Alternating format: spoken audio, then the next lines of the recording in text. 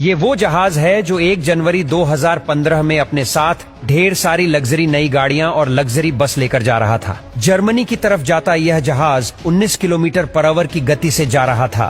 पानी एकदम शांत था और इसीलिए जहाज की स्पीड को बढ़ाकर 22 किलोमीटर प्रति घंटे की कर दी गई। रात के करीब 9 बजे इस जहाज ने एक बंदरगाह की तरफ मोड़ लिया, लेकिन उस मोड़ पर यह जहाज पलट गया। ये जहाज एक तरफ कुछ अजीब तरीके से झुक गया और सभी लग्जरी गाड़ियां भी एक तरफ लुढ़कने लग गईं। रोल्स रॉय, बेंटली जैसी करोड़ों की गाड़ियां इसमें मौजूद थीं।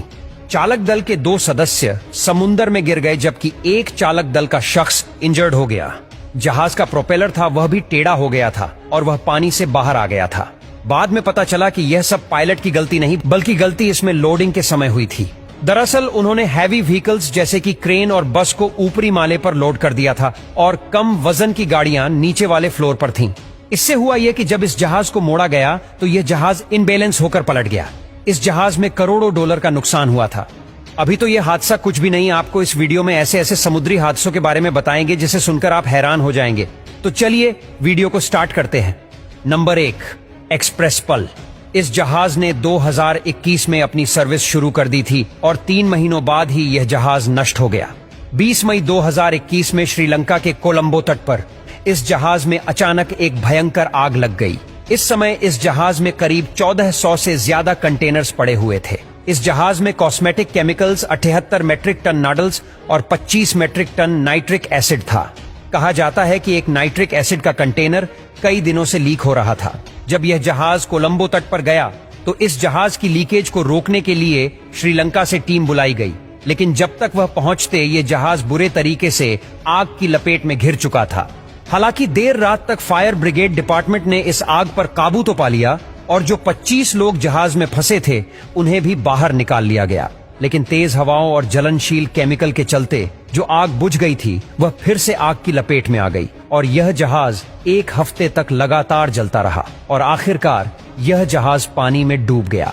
कहा जाता है कि यह शिप जब डूब गई तो इसमें की विस्फोट भी हुए, जिससे इस जहाज का डूबना तय हो गया था। लाखों समुद्री जीव उन केमिकल्स की वजह से मारे भी गए।